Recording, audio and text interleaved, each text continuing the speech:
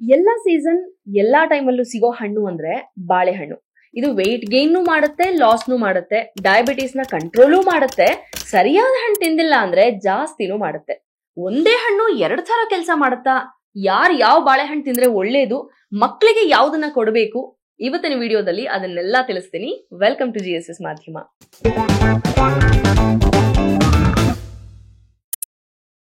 ಮಾವಿನ ಹಣ್ಣು ಆದ್ಮೇಲೆ ನಮ್ ದೇಶದ ಸೆಕೆಂಡ್ ಮೋಸ್ಟ್ ಪಾಪ್ಯುಲರ್ ಫ್ರೂಟ್ ಅಂದ್ರೆ ಬಾಳೆಹಣ್ಣು.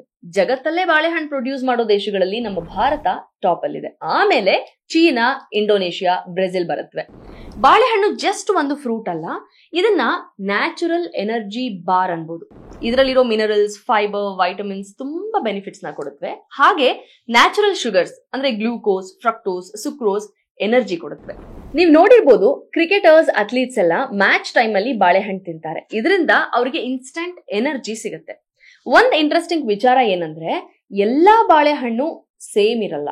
ಇದು ಕಾಯಿಯಿಂದ ಹಣ್ಣಾಗ್ತಿದ್ದಂತೆ ಅದರ ಕಲರ್, ಟೇಸ್ಟ್, ಟೆಕ್ಸ್ಚರ್, ನ್ಯೂಟ್ರಿಯೆಂಟ್ಸ್ ಎಲ್ಲ ಚೇಂಜ್ ಆಗುತ್ತೆ. ಸೊ ಬೆನಿಫಿಟ್ಸ್ ಕೂಡ ಚೇಂಜ್ ಆಗುತ್ತೆ. ಅದ್ರ ಬಗ್ಗೆ ಒನ್ ಬೈ ಒನ್ ನೋಡ್ತಾ ಹೋಗೋಣ. ಫಸ್ಟ್, ಗ್ರೀನ್ ಅಥವಾ ರಾ ಬನಾನಾ ಅಂದ್ರೆ ಬಾಳೆಕಾಯಿ. ಇದು ಸ್ವೀಟ್ ಇರಲ್ಲ. ಇದರಲ್ಲಿರೋ ರೆಸಿಸ್ಟೆಂಟ್ ಸ್ಟಾರ್ಚ್ ಫೈಬರ್ ತರ ಕೆಲಸ ಮಾಡುತ್ತೆ.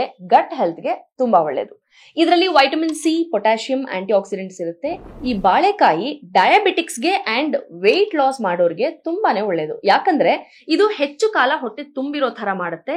ಬ್ಲಡ್ ಶುಗರ್ ನ ಸ್ಪೈಕ್ ಮಾಡಲ್ಲ, ಬಿಕಾಸ್ ಇದು ಲೋ ಗ್ಲೈಸೆಮಿಕ್ ಇಂಡೆಕ್ಸ್ ನ ಹೊಂದಿರುತ್ತೆ. ಬಾಳೆಕಾಯಿ ಪಲ್ಯ, ಕರಿ ಏನಾದ್ರೂ ಮಾಡ್ಕೊಂಡು ತಿನ್ಬೋದು. ಕೆಲವೊಬ್ಬರಿಗೆ ಬ್ಲೋಟಿಂಗು, ಗ್ಯಾಸು ಆಗ್ಬೋದು. ನೋಡ್ಕೊಂಡು ತಿನ್ನಿ. ನೆಕ್ಸ್ಟ್, ಯೆಲ್ಲೋ ರೈಪ್ಡ್ ಬನಾನಾ ಅಂದ್ರೆ ಬಾಳೆಹಣ್ಣು ಕಾಯಿಯಿಂದ ಹಣ್ಣಾಗಿರೋ ಸ್ಟೇಜ್. ಇದು ಸಾಫ್ಟ್, ಬ್ಯಾಲೆನ್ಸ್ಡ್, ಸ್ವೀಟ್ ಮತ್ತೆ ಈಸಿಲಿ ಡೈಜೆಸ್ಟಬಲ್. ಕಾಯಿಯಿಂದ ಹಣ್ಣಾಗೋ ಪ್ರಾಸೆಸ್ ನಲ್ಲಿ ಇದರಲ್ಲಿರೋ ಸ್ಟಾರ್ಚ್ ಶುಗರ್ಗೆ ಕನ್ವರ್ಟ್ ಆಗ್ತಾ ಹೋಗುತ್ತೆ. ಬಟ್ ಈ ಸ್ಟೇಜ್ ಅಲ್ಲಿ ಶುಗರ್ ಇನ್ನು ಮಾಡರೇಟ್ ಲೆವೆಲ್ ಅಲ್ಲೇ ಇರುತ್ತೆ. ಜೊತೆಗೆ ಗ್ಲೈಸೆಮಿಕ್ ಇಂಡೆಕ್ಸ್ ಮೀಡಿಯಂ ಲೆವೆಲ್ ಬರುತ್ತೆ. ಆಂಟಿ ಆಕ್ಸಿಡೆಂಟ್ಸ್ ಇನ್ಕ್ರೀಸ್ ಆಗುತ್ತೆ. ಇದರಲ್ಲಿರೋ vitamin B6, C, potassium, dietary fibre health ಗೆ ಸಪೋರ್ಟ್ ಕೊಡುತ್ತವೆ. ಜೊತೆಗೆ ಎನರ್ಜಿ ಅಂಡ್ ಇಮ್ಯುನಿಟಿನೂ ಕೂಡ ಇಂಪ್ರೂವ್ ಮಾಡುತ್ತೆ. ಬ್ಯಾಲೆನ್ಸ್ಡ್ ನ್ಯೂಟ್ರಿಷನ್ಗೆ ಇದು ಬೆಸ್ಟ್ ಅಂತ ಹೇಳ್ಬೋದು. ಮಕ್ಕಳು, ದೊಡ್ಡೋರು ಎಲ್ಲರೂ ತಿನ್ಬೋದು. ಆದ್ರೆ ಈ ಪ್ರಾಸೆಸ್ ಅಲ್ಲಿ ಶುಗರ್ ಆಡ್ ಆಗ್ತಿರೋದ್ರಿಂದ ಡಯಾಬಿಟೀಸ್ ಇರೋರು ಮಾಡರೇಷನ್ ಅಲ್ಲಿ ತಿನ್ಬೇಕು. ಮುಂದಿಂದು ಬ್ರೌನ್ ಸ್ಪಾಟ್ಸ್ ಬನಾನಾ ಅಂದ್ರೆ ಚುಕ್ಕಿ ಬಂದಿರೋ ಬಾಳೆಹಣ್ಣು. ತುಂಬಾ ಜನ, ಅದರಲ್ಲೂ ಮಕ್ಕಳು, ಈ ಬಣ್ಣ ನೋಡ್ಬಿಟ್ಟು ನಂಗೆ ಬೇಡ ಅಂತಾರೆ. ಆದ್ರೆ ಫಸ್ಟ್ ಎರಡಕ್ಕಿಂತ ಈ ಸ್ಟೇಜ್ ಅಲ್ಲಿರೋ ಬಾಳೆಹಣ್ಣೆ ಜಾಸ್ತಿ ಬೆನಿಫಿಟ್ಸ್ ಕೊಡೋದು ಅವರಿಗೆ. ಈ ಸ್ಟೇಜ್ ಅಲ್ಲಿ ಶುಗರ್ ಜಾಸ್ತಿ ಆಡ್ ಆಗಿರುತ್ತೆ. ಸೊ ತುಂಬಾ ಸ್ವೀಟ್ ಮತ್ತೆ ಸಾಫ್ಟ್ ಆಗಿ ಇರುತ್ತೆ. ಆಂಟಿ ಆಕ್ಸಿಡೆಂಟ್ಸ್ ಇನ್ಕ್ರೀಸ್ ಆಗಿರುತ್ತೆ. ಇಮ್ಯೂನ್ ಸಿಸ್ಟಮ್ಗೆ ತುಂಬಾನೇ ಹೆಲ್ಪ್ ಆಗುತ್ತೆ. ಇದು ಜೀರ್ಣಕ್ರಿಯೆನ ಸುಲಭ ಮಾಡೋದ್ರಿಂದ ಕೆಲವರಲ್ಲಿ ಆಸಿಡಿಟಿ, ರಿಫ್ಲಕ್ಸ್ ಕೂಡ ಕಡಿಮೆ ಆಗೋದನ್ನ ನೋಡಬಹುದು. ಗ್ಲೈಸೆಮಿಕ್ ಇಂಡೆಕ್ಸ್ ಹೈ ಇರೋದ್ರಿಂದ ಇದು ಡಯಾಬಿಟೀಸ್ಗೆ ಅಂಡ್ ವೆಯ್ಟ್ ಲಾಸ್ ಮಾಡೋರ್ಗೆ ಸೂಟ್ ಆಗಲ್ಲ. ಮತ್ತೆ ಯಾರಿಗ್ ಬೆಸ್ಟ್? ಅಥ್ಲೀಟ್ಸ್, ಆಕ್ಟಿವ್ ಪೀಪಲ್ಗೆ, ಮಕ್ಕಳಿಗೆ ತುಂಬಾನೇ ಒಳ್ಳೇದು. ಯಾಕಂದ್ರೆ ಇದು ಕ್ವಿಕ್ ಆಗಿ ಎನರ್ಜಿನ ಕೊಡುತ್ತೆ. ಮಕ್ಕಳು ಸ್ಕೂಲ್ಗೆ ಏನಪ್ಪಾ ಸ್ನಾಕ್ಸ್ ಕೊಡೋದು ಅಂತ ಯೋಚನೆ ಇದ್ರೆ ಒಂದೊಂದ್ ದಿನ ಬಾಳೆಹಣ್ಣನ್ನ ಕೊಟ್ಟು ಕಳಿಸಿ. ಅದರಲ್ಲೂ PT ಪೀರಿಯಡ್ ಇದ್ದಾಗ ಕೊಟ್ಟು ಕಳಿಸಿ, ಎನರ್ಜಿ ಸಿಗುತ್ತೆ. ಮತ್ತೆ ವೆಯ್ಟ್ ಗೈನ್ ಮಾಡೋರ್ಗೂ ಕೂಡ ಇದು ಬೆಸ್ಟ್. ಆಮೇಲೆ ಬರೋದೇ ಓವರ್ ರೈಪ್ಡ್ ಬನಾನಾ ಅಂದ್ರೆ ತುಂಬಾ ಹಣ್ಣಾಗಿರೋ ಬಾಳೆಹಣ್ಣು.